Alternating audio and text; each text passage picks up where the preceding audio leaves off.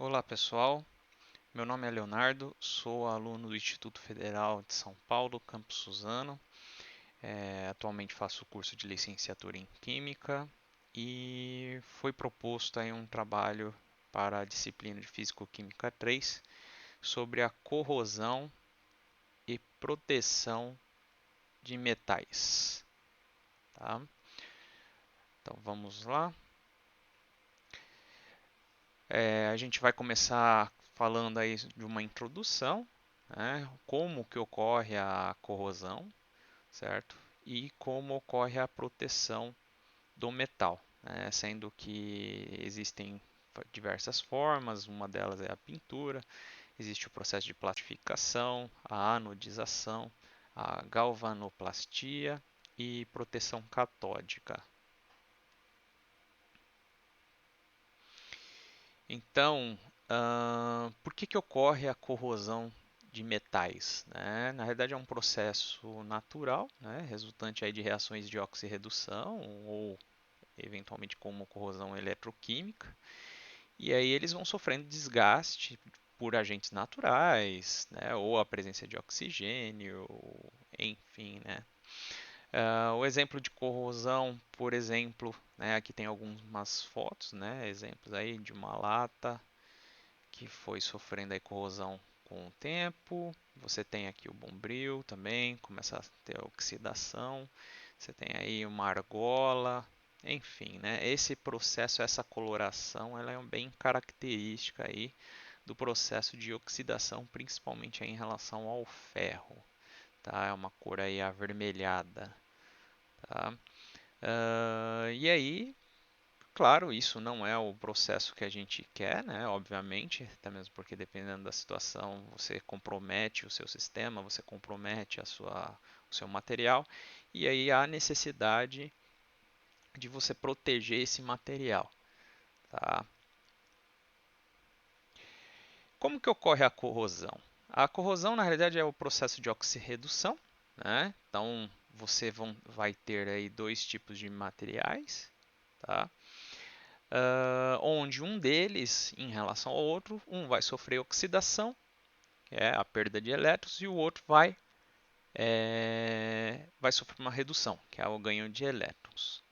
Tá? E aí existe uma tabela, né, que é o potencial de redução, né, onde você tem classificado aí os materiais, tá?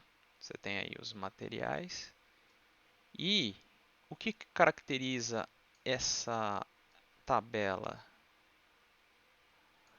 Quando a gente fala de potencial de redução, quanto menor o valor, maior a tendência de ele sofrer redução, certo?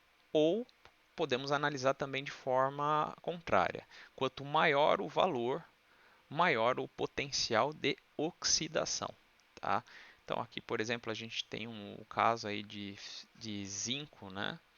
Onde ele tem aí um potencial de menos 0,76 e você tem o do ferro que é menos 0,036. Tá? Depende do ferro aí que nós estamos trabalhando, mas enfim. Uh, então né, só pelos valores, quem terá o valor menor, quem é o valor maior? Obviamente o zinco tem um valor menor, né?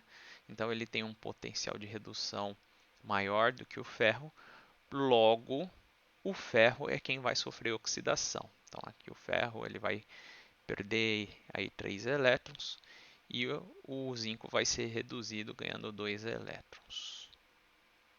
Tá? E aí você precisa criar ferramentas, né, para você proteger esse tipo de oxidação. Né? Então, o processo mais elementar, né, o mais simples, seria por pintura, que a gente já está acostumado, que seria cobrir aí a superfície metálica com uma camada de tinta, certo? A tinta, eventualmente, às vezes precisa ser uma tinta especial, própria para o metal, né, até mesmo para haver uma boa adesão ao material. E aí essa tinta ela é utilizada, por exemplo, em carros, aviões, portões, em basicamente todos os materiais metálicos que podem sofrer intempéries do ambiente, né, ou com o passar do tempo em contato com oxigênio, você pode fazer a pintura. Mas nem sempre a pintura, dependendo da situação, ela é suficiente, tá? Mesmo porque você também tem o desgaste da própria pintura. Tá? E aí você não tem uma proteção efetiva, né, ou a longo prazo do material. Aqui a gente tem uma foto aí, né, mostrando aí, por exemplo, a pintura de um material. Tem um outro processo que é o processo de plastificação. Tá? Como que ele funciona? Literalmente, como está escrito, plastificação. Você vai pegar um tipo de polímero, aqui a gente tem um exemplo, né, de um polímero de estireno, é uma emulsão acrílica própria para revestimento, isso tem no mercado para vender, onde você faz o revestimento em todo o material que você deseja proteger, certo? E aí ele faz com que o material não fique em contato com oxigênio, evite aí, por exemplo, contato com água, com qualquer outro tipo de material que pode sofrer e pode ajudar a auxiliar, né, na corrosão. Então, por exemplo, aqui a gente tem tanques de armazenamento de água ou combustíveis, filtros de embarcações, né, embarcação também, né, a gente tem aí a questão do sódio, né, da água do mar, extremamente salina, então isso ajuda muito na corrosão, válvulas para condução de água potável, enfim, tudo que pode entrar em contato com o ar, com água, né, com sódio, você pode utilizar essa capa, né, essa plastificação. Ela na realidade ela é como se fosse colada, né? Você passa esse polímero e aí ele cria uma camada, né, interna ou externa aí para proteger o metal. Outra forma bastante utilizada, principalmente aí questão do alumínio, é a anodização. A anodização, ela na realidade é uma criação de um filme de óxido, né, do próprio metal. Então, no caso aqui, nós temos um exemplo, que é o mais comum, que é a anodização do alumínio, onde você coloca o alumínio em contato com solução aquosa de hidróxido de sódio, né, e água. Então aqui a gente tem a formação, né, com a reação que representa essa anodização. Então você tem lá o metal em si, o alumínio sólido, né, em contato com o hidróxido de sódio, mais a água, ele vai produzir aluminato de sódio e molécula de água. Esse aluminato de sódio em contato com a água, ele vai criar o hidróxido de alumínio, certo? E aí você volta a ter aí o hidróxido de sódio. Esse hidróxido de alumínio ele vai formar o, a famosa alumina. A alumina nada mais é do que o óxido do alumínio. Tá? O óxido do alumínio nada mais é do que o alumínio né, na forma de oxidação. Tá? Então, quando você pega um metal, né, principalmente o alumínio, assim que ele está, sem ele sofrer a oxidação, ele é extremamente brilhoso, extremamente brilhante. Quando você percebe que o alumínio ele começa a ficar mais opaco, aquela parte opaca ela é característica dessa oxidação do alumínio, que é o famoso óxido de alumínio.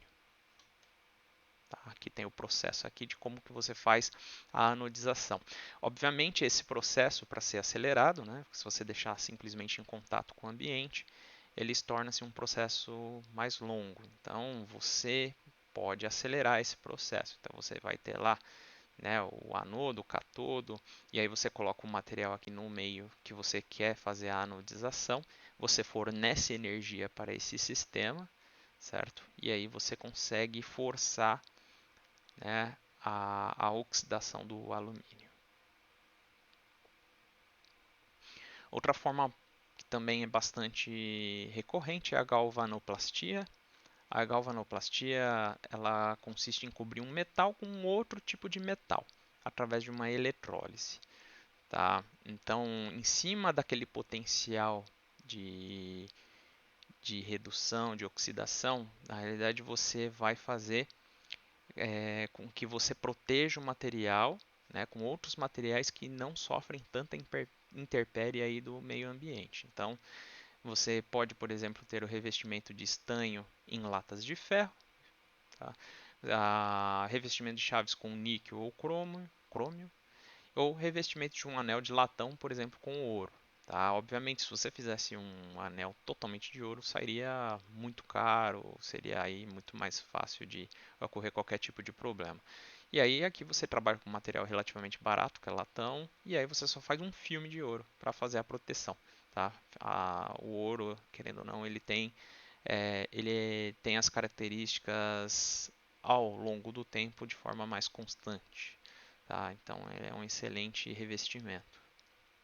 Aqui a gente tem o exemplo, por exemplo, né, um exemplo aí de uma roda de carro que foi revestida com crômio. E você tem também a proteção catódica. A proteção catódica, aqui tem um exemplo, né, uma imagem que representa bem. Né? Você vai proteger metais colocando outros metais em contato. Então, por exemplo, você vai ter lá um oleoduto. Esse oleoduto pode ser aí de ferro, geralmente, né, de grosso calibre.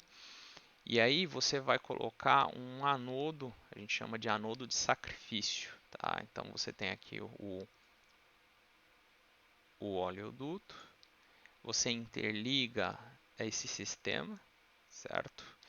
E aí aqui um sisteminha só para monitoramento. E aqui desse outro lado, né, você pode colocar, por exemplo,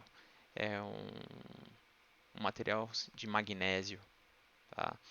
E aí, o que vai acontecer? No momento que houver a tentativa de ataque do oleoduto, como o magnésio ele vai se tornar um anodo frente ao ferro, certo? Ele vai sofrer a oxidação antes do oleoduto. Então, dessa forma, você consegue proteger o duto, né? E sendo que aí quem vai sofrer totalmente a oxidação são esses anodos aqui de sacrifício, tá? Eles vão ser corroídos, ok? Então você pode também fazer aí a revestimento do casco de navio, certo? Ou também termoacumuladores, que é um sistema de aquecimento da água, como o dos chuveiros elétricos, enfim. Você sempre vai produzir um tipo de anodo, tá? Você vai proteger o anodo, certo? O catodo, né? Com um anodo de sacrifício, ok? Levando em consideração que o anodo ele tem que ter a área maior do que o catodo, tá? Então há essa necessidade aí conforme a gente for adentrando aí no conteúdo. Legal? Bom, gente, basicamente é isso, tá? Agradeço aí a atenção de vocês e até a próxima.